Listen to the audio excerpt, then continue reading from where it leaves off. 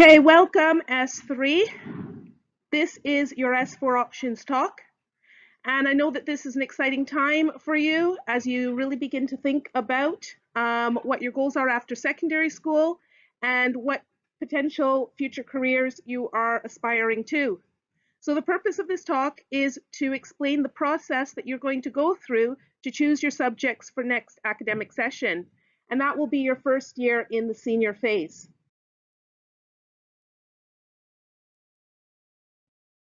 So we're going to start off to explain a little bit about how the curriculum in S4 is going to differ from what you are currently studying now. So in S3, you are taking 10 subjects plus your 5 core subjects. Now S4, it's a little bit different because you're moving into your qualification year, meaning it's the first year that some of you will be sitting exams and gaining, and all of you should be gaining national qualifications.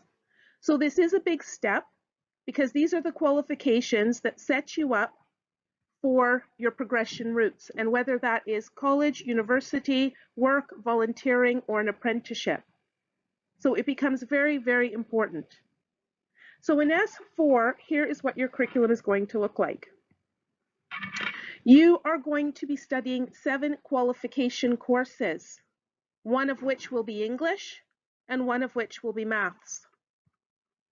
You will have core physical education for a single period, and then you're going to have an integrated religious education and social education program.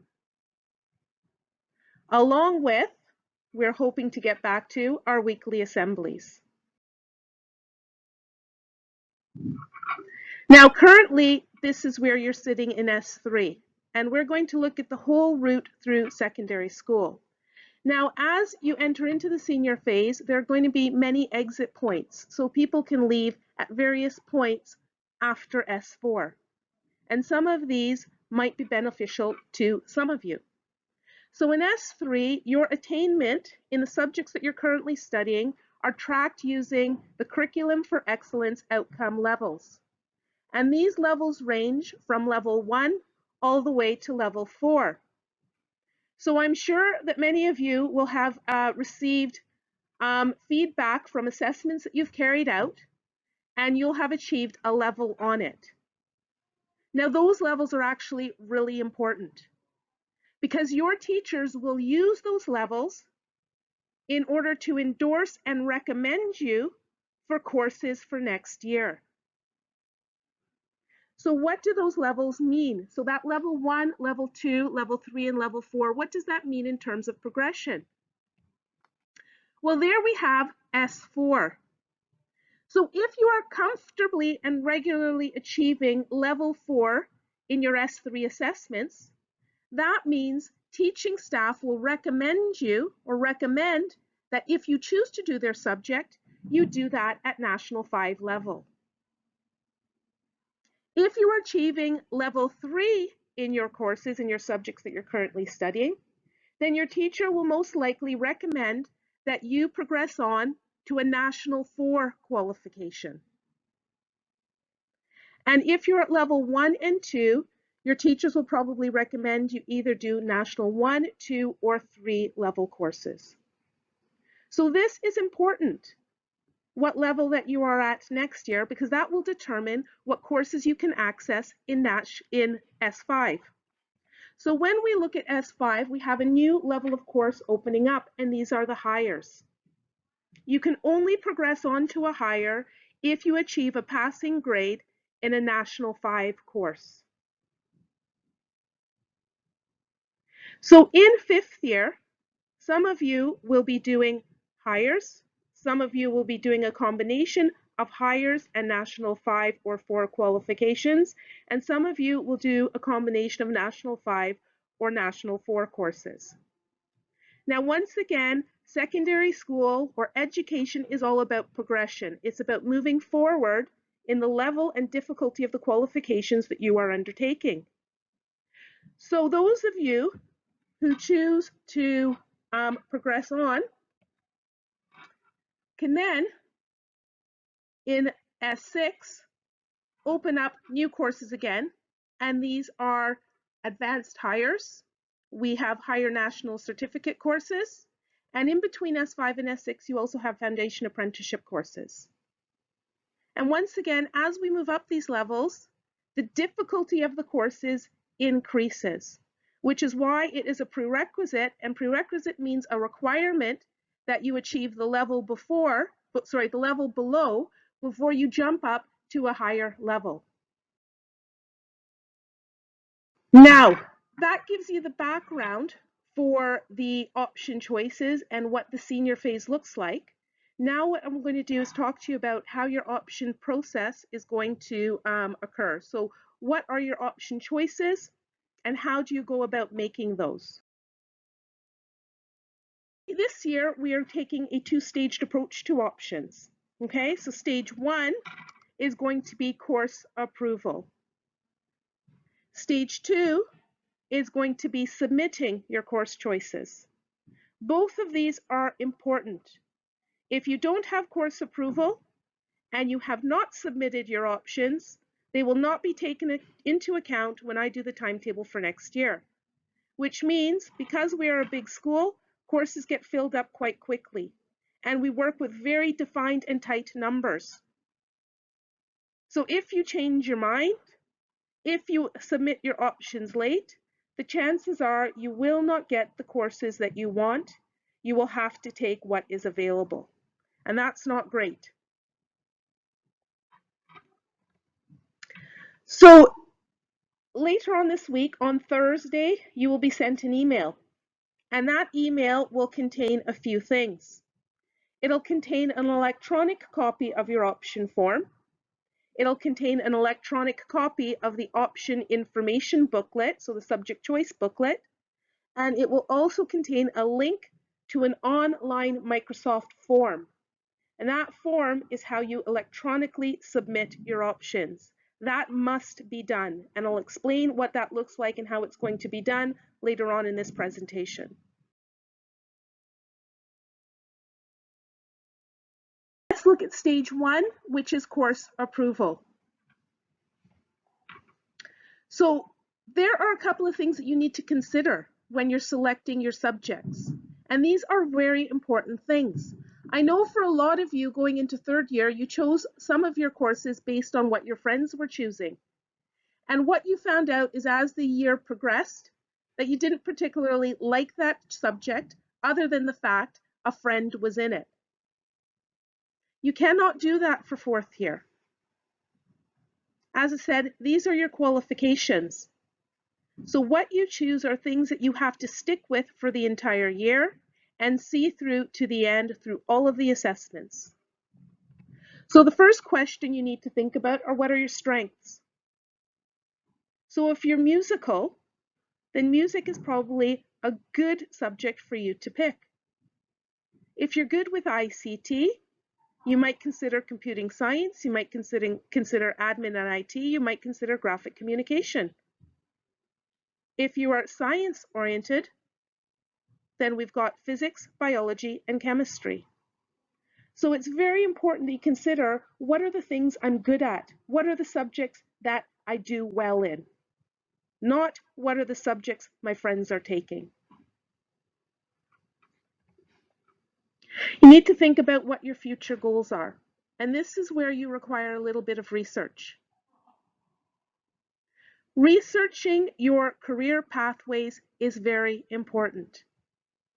So if you know that you want to be an engineer, now is the time where you start looking at different colleges or universities that offer engineering programs. You need to look at what are the requirements to gain entry into those programs and start planning now. Because if they require 3 hires at an A and a B, then you need to make sure that you are doing National 5 qualifications in the courses that they require those hires in, so that in 5th year you can progress on to those. If you're looking at doing an apprenticeship, then you need to look at what type of an apprenticeship am I looking to do, and what courses here at school will help me to develop the skills I need in order to be successful in an interview for that apprenticeship.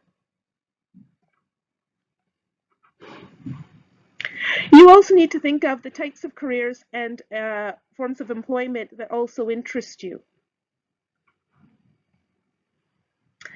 Then, as I said, you then need to go back and look at your subject choice booklet and identify those courses that are going to help you to achieve those goals.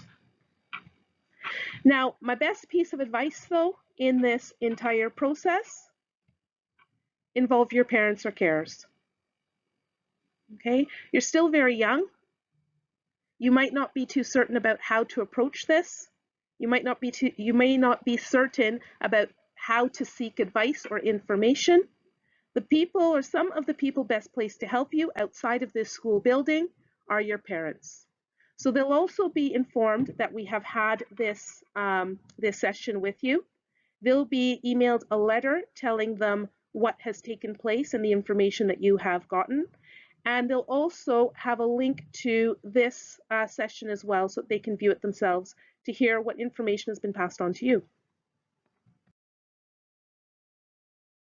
The paper that you're going to get looks like this, and this is the paper form of the option form, and you'll get that at the end of this session.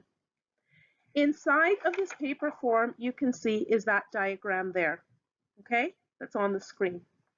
Now, it looks very colorful, and it is very colorful, and the colors do mean something. Because we are part of Dumfries Learning Town, we have a wide range of opportunities for young people to take courses. Now, not all of these apply to you, but courses that are in purple are courses that are offered through what we call our SWEC online hub. So the Southwest Connect is an opportunity for sixth-year pupils to engage in advanced hires that aren't being delivered in their own school. We have the courses in green, and those are courses that are linked to SRUC, the Barony. So we do have courses that pupils can undertake through the Barony. So you're still a school pupil, you're just doing a Schools Link course with them. Courses in blue represent schools that are linked to Dumfries and Galloway College, and that's through their college academy. Now the courses in orange, and that orangey yellow that you see, those are courses that are on the network. And the network is our agreement and arrangement that we have with the other three borough secondary schools, Dumfries High School, Dumfries Academy, and Northwest Community Campus. And those are subjects that they offer in their schools that we don't offer here, but they're happy for our students to travel to their schools during those timetable periods and engage in the lessons there. So if anyone is interested in in any of those courses, if it is for your level, you need to come and see me to discuss that. Now, as you can see, there are a lot of options here. The options are listed alphabetically. So you can see at the very top we have accounting, and on the next page it goes all the way down to YAS, which is Open University courses, which are only available to sixth-year pupils. Now you might be thinking, well, why are you showing me courses that I can't take? It's about you being able to plan for progression. So you have to think of the senior phase as not just S4, then S5, then S6. It's S4 leading into S5 and S5 leading into S6. So you need to plan for that entire progression. So when you look at those courses that you might be doing in fourth year at either National 4 and National 5, you then need to consider, is there a higher course that I can move on to?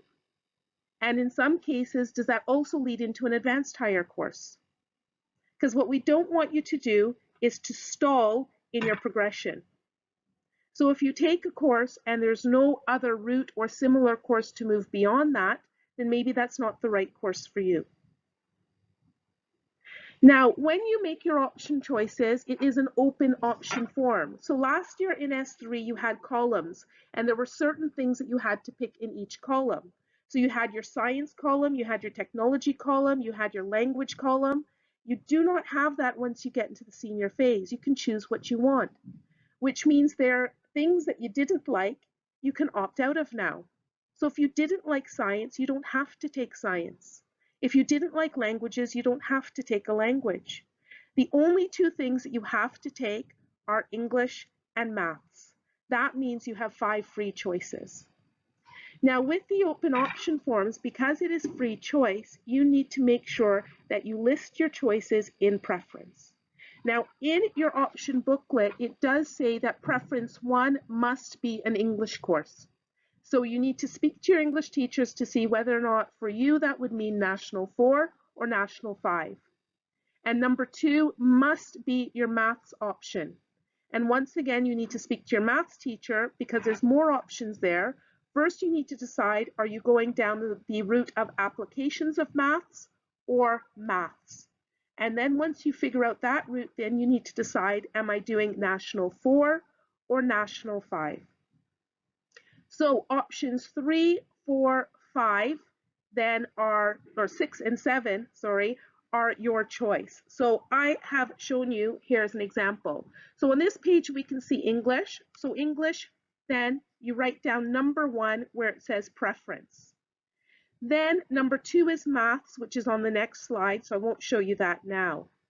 So then if I keep going, 3 is also on the next slide. 4 then, I've picked history. For 5, I have art and design. 6, we have geography, and 7, it is drama. Now what that means, that preference is really important. Because I will be dealing with almost 500 pupil options, sometimes you won't get all your choices. But the most important choice you will definitely get. So options 1 to probably 5 are definitely, everyone will get choices 1 to 5. 6 and 7 will depend on what your option combination is like and whether or not there are clashes in your timetable. And if that's the case, then you also need to pick a reserved choice, and that's the letter R. So you're actually making 8 choices, and the 8th choice is a reserve in case one of your options were not able to meet. You're telling me I'd be happy to consider this course instead. Now, once you've ordered your preferences, you then need to circle a level. And this you have to do after speaking to your teacher. So for example, for English, I have circled National 5. So for every course, you need to circle a level. Now, once you have that done, that's great, but you're not finished. Because as I said, you need course approval. And that's what this stage is called, the course approval stage. And that means you need a teacher to say that yes, they think you are capable of doing that course at that level. So as I said, the teacher is going to base that on your attainment in S3 and what levels you've been achieving. They're also going to base it on your attitude, on your behavior, and on your commitment. So you really need to think about those things in relation to the courses that you're picking. So if it is a course where you haven't shown much interest, where you've been talking a lot, where you've not handed in work, please don't be surprised when the teacher then says, I'm not signing that, I don't think that course is right for you. And 9 times out of 10, they're right. Because if you haven't been interested in S3, it's not going to change in S4. In fact, it gets even harder because the demands are harder. The pace of the course is a lot faster, the assessments are much more difficult, and the homework is more demanding. So please take on board what they say. So my last column on that form, you can see it says staff signature. And that is where for each course that you have selected, you need to get a member of staff to sign it. Now what you might find is they may also write a comment. And that comment is for your parents to view. So it may be a case that they may say, so I'm signing this, but so-and-so may find this course at this level very difficult. Or it may be the case that they say a bit more revision needs to be done if they're going to be successful in this course. So they may give other information so your parents know if in their mind they think that course might be a bit of a struggle for you, that your parents are aware of it, and they might want to reconsider your choices with you. Or if they're happy to go ahead but thinks, right, that one might be a bit more difficult, so we'll have to make sure we keep an eye on it and you're spending more time doing work for that particular subject.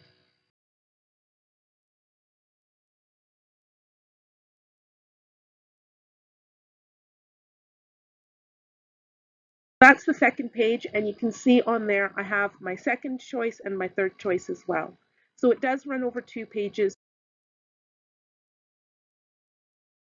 On that form, you notice there were lots of different courses, and on the top you saw the headings SCQF. So SCQF 4, 5, 6, and 7.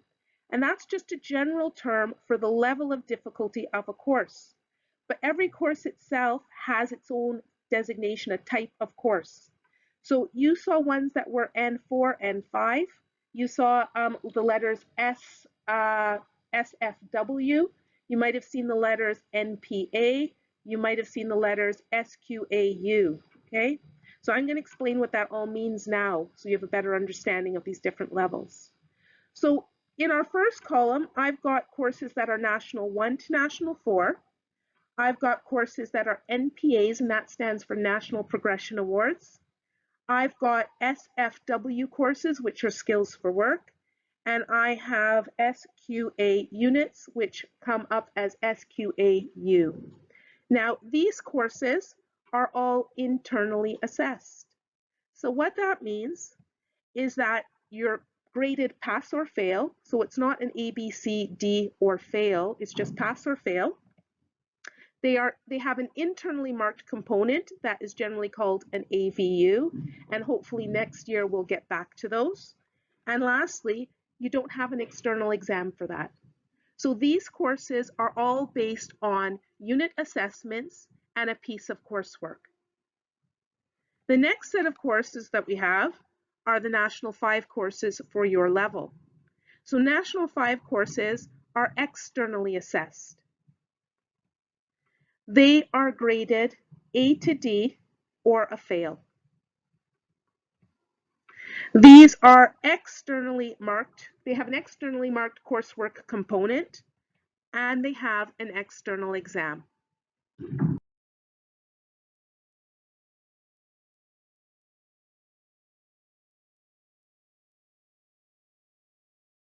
Stage 1 checklist, because this is important. Have you written your name and your house group on the option form? Now you might think that is silly, but every year I get at least 10 to 20 forms with no name and no house group. I then have to look at the options, go back to teachers and ask them, who did you sign up for this course? And then I get a list of pupils, call them down and ask them, is this your options? Are these your options? So on the very front is a place for your name and for you to tick your house group. That needs to be done. Second thing, have you circled the level of course that you are choosing? You must circle the level, because I can't guess what the teachers decided, not decided in terms of what level would be appropriate for you. So it's important that you do that. I have ordered my course choices by preference. I need to see those numbers 1 to 7 plus a reserve, which you should designate letter R. I have the appropriate staff signatures. If you are missing a staff signature, that option form will go back to you. And my parents and carers have signed and dated my completed form. And notice I've said my completed form. So don't take this home. Circle everything, write down your numbers, your parents sign it, you give it to the member of staff to then sign it, and they've written comments, and rather than show it to your parents, it just goes to pastoral care. No. What you should be doing is sitting down with your parents, looking through the subject choice booklet, numbering your courses 1 to 7 plus an R, circling what level you think you're likely to be at. Go to your teachers, get your signatures, then take this back home for your parents to review that and then to sign off.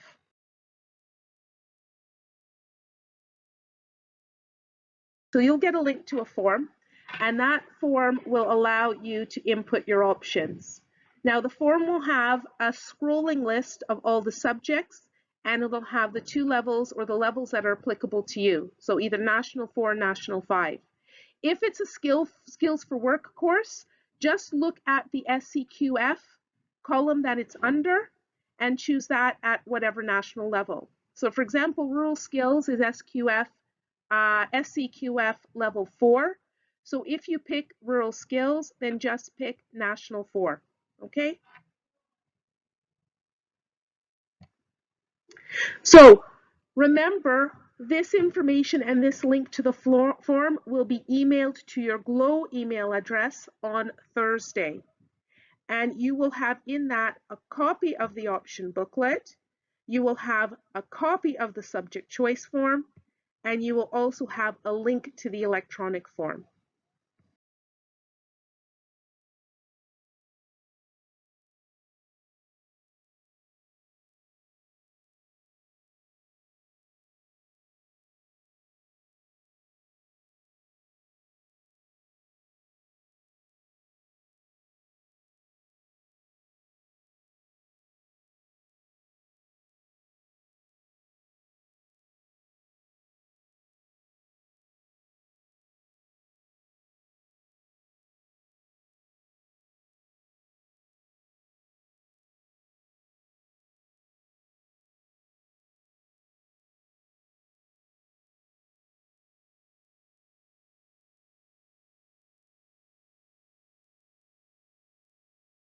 After this talk, if you still think you're a little bit unsure about subject choices and what to do, then the person that you should speak to is your pastoral care teacher. So a quick reminder that if you're in Bruce House, that's Mr. Brown.